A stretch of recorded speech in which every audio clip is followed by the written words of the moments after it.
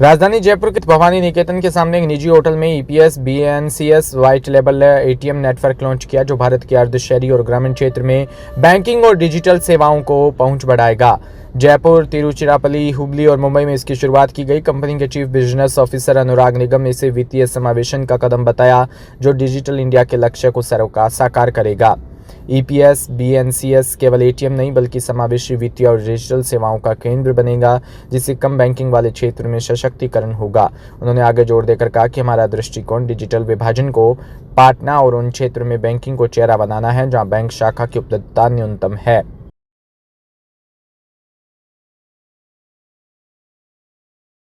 EPS banks सबसे पहले सुरक्षा और ट्रस्ट, जो कि ट्रांजैक्शंस के लिए बहुत इम्पॉर्टेंट है, उसके तरफ फोकस रहेगा।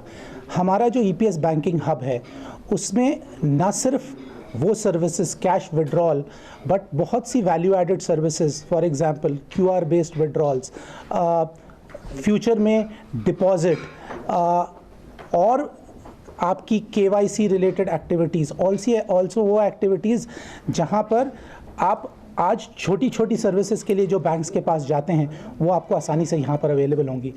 इन फ्यूचर ये ऐसी जगह भी होगी जहाँ पर आपको एक सुरक्षित इंटरनेट फैसिलिटी अवेलेबल होगी, जिसकी वजह से अगर आप कोई भी ट्रांजैक्शन कर रहे हैं तो आपको ये फिक्र करने की ज़रूरत नहीं होगी कि आपके साथ कोई फ्रॉड होगा।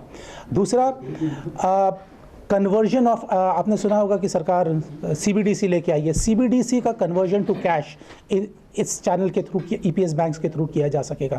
सो ये सारी वो सर्विसेज हैं जो हम लेके आ रहे हैं, और सबसे इम्पॉर्टेंट ये एक लोकल पार्टनरशिप के थ्रू होगा।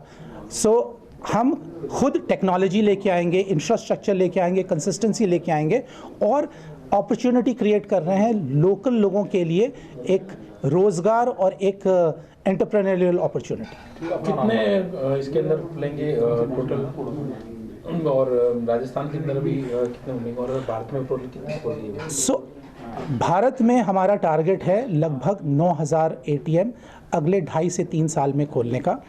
नेचुरली कंसंट्रेशन नॉर्थ इंडिया में रहेगा, क्योंकि यहाँ पर पेनिट्रेशन ऑफ बैंकिंग लो है। हमारा भी जो मानना है कि लगभग राजस्थान और इसके नेबरिंग स्टेट जो नॉर्थ के स्टेट्स हैं उसमें लगभग 2000 एटीएम ओवर 2 साल मिनिमम खुलने चाहिए। ये यहाँ के एब्जॉर्प्शन पे भी डिपेंड करेगा, बट दैट इज़ हमारा नाम बता दीजिए। मेरा नाम अनुराग निगम है एंड मैं रिप्रेजेंट करता हूँ ईपीएस को। ईपीएस का चीफ बिजनेस ऑफिसर हूँ। नमस्कार, एक्चुअली मैं ईपीएस से हूँ। ईपीएस बैंक्स एटीएम जो नया ब्रांड WLA के माध्यम से रिजर्व बैंक ऑफ इंडिया ने जो हमें अधिकृत किया है अक्टूबर 2024 में, उसका प्रतिनिधि हूँ मैं यहाँ पर, assistant director operation from EPS.